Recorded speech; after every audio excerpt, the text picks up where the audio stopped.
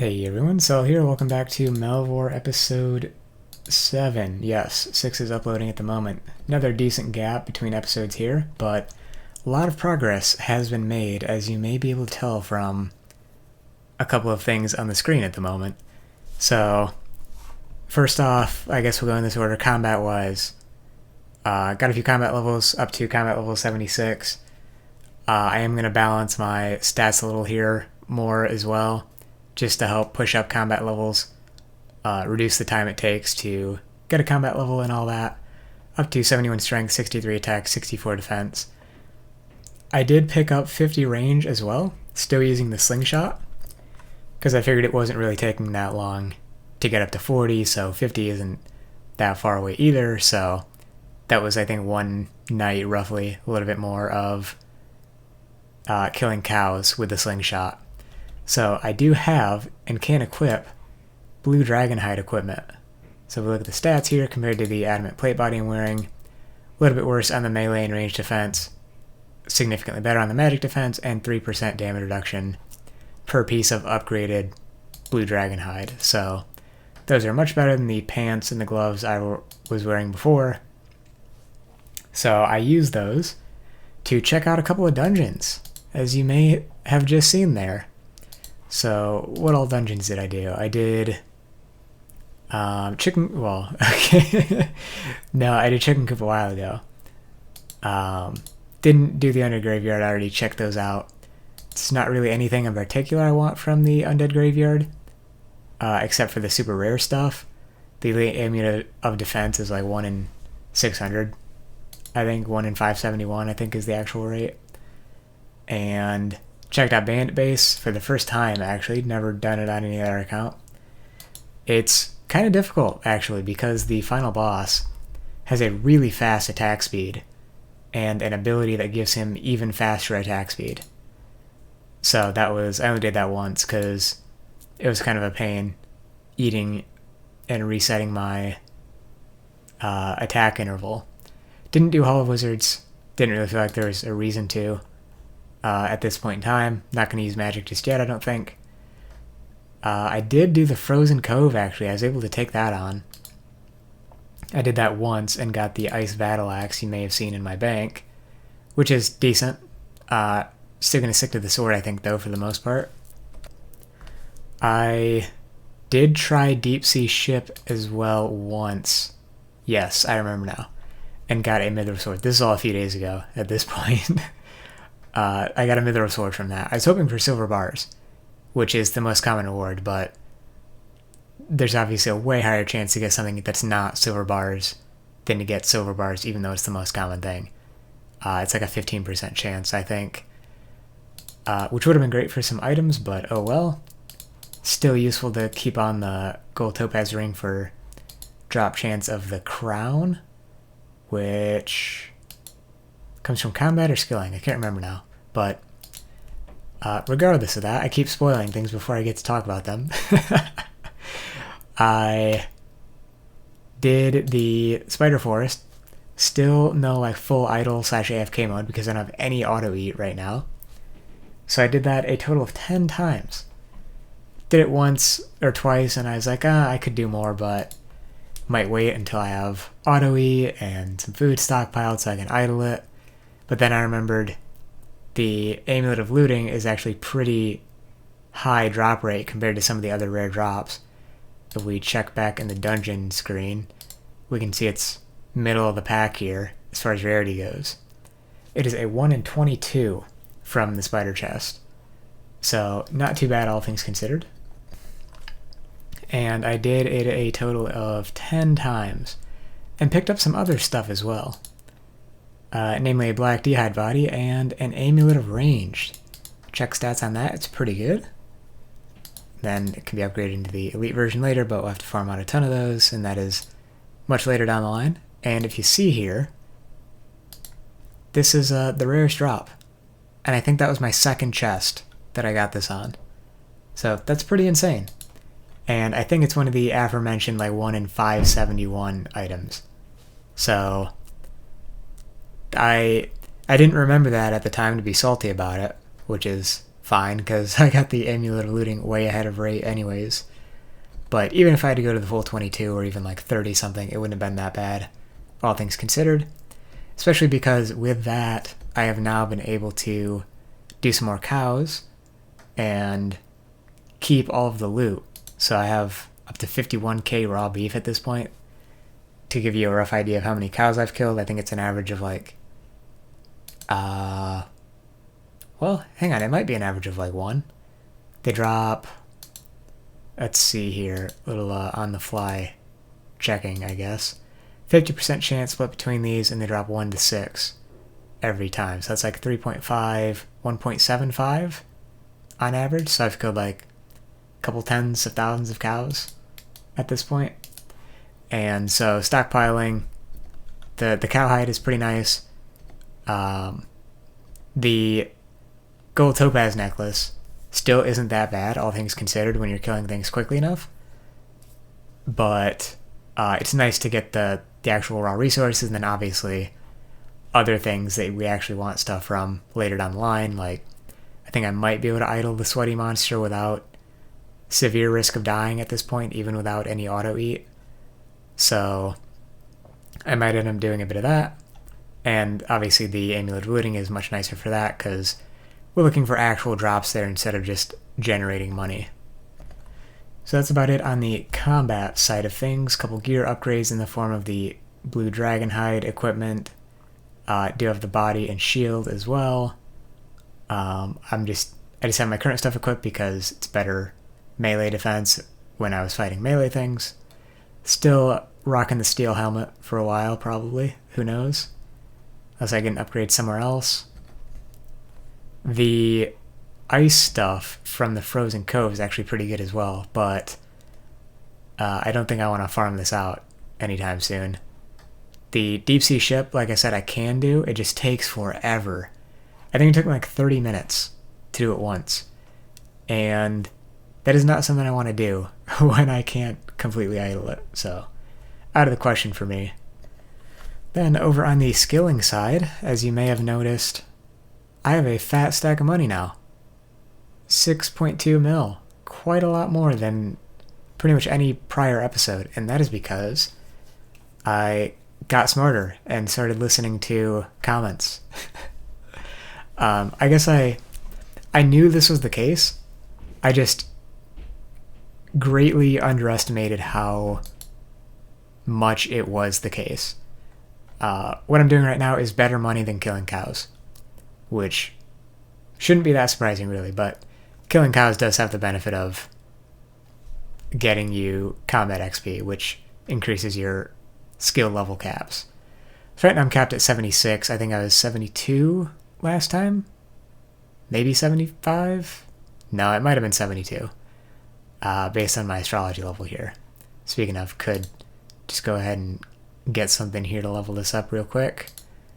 Go back to crafting. So you'll see here I've been crafting a ton of green dragonhide bodies. And right now, if I bust out the calculator, not on screen, but follow along, I guess, commentary-wise. So each green dad body costs 600 GP worth of green dragonhide and sells for 600 GP. That means with a 30% chance to preserve resources, we effectively profit 180 GP every one of these that we make. You do that 20 times a minute, 60 minutes an hour. On average, I'm getting 216k profit an hour by crafting these. And that'll go up if I get any of recipe, resource, preservation, chance to double items, or reduce crafting interval. So any of those will be great for increasing the amount of money we can make with this. And so I've been doing a ton of this. You see I have 32 mil mastery XP for the green dayhide body itself, and almost 30% in the pool. 25%, I just unlocked this relatively recently to get the extra plus 5%. So 25% of this preservation is coming naturally from having 99 mastery in the item. Then 5% comes from the global mastery or the mastery pool benefit. Then you can get other things like summoning things or items, things of that nature that help with that as well. Astrology benefits as well, but let's see here. That one's a little ways away. Hang on, which one of these is crafting? Am I just blind? Yes, but not in the way I thought. I think originally I thought this icon was a bow for hiding, and I think that's the crafting one at level 90, so that's a ways off. But regardless, still nice to be able to make 216k an hour, and once you have enough money, that's really the... Wow, I got a mastery token from the single astrology thing I did. Anyways, yeah, once you have enough money that you can reasonably buy a ton of dragonhide to run it for however long you're going to be gone, then this is a lot more comfortable.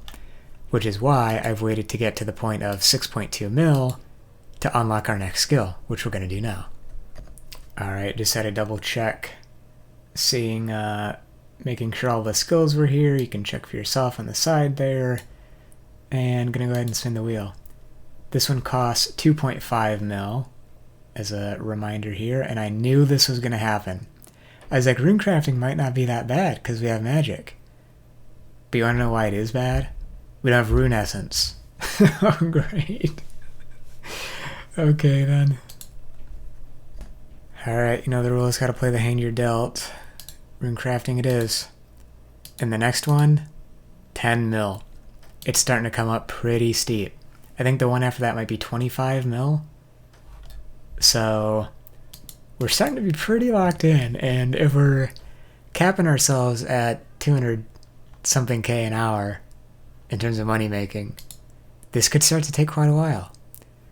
I don't think it'll get down to that. I think we can come up with something, but runecrafting, like I said, kind of a pain because we just don't have a means to collect the things that we need to train the skill, really.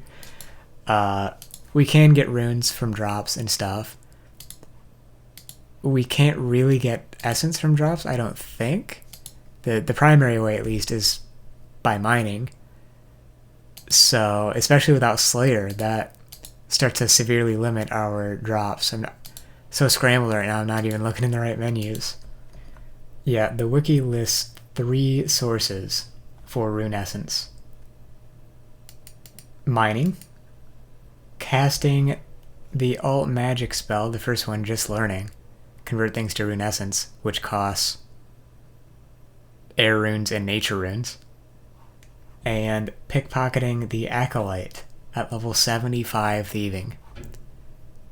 So theoretically, even if we get our runecrafting up, there is only one there's not even really a way for us to get essence right now, because guess where you can get nature runes from? Killing Slayer monsters, pickpocketing the wizard, and level 40 runecrafting. So you need essence to be able to make more essence that way. And yeah, because we are locked out of Slayer right now, can't really do that.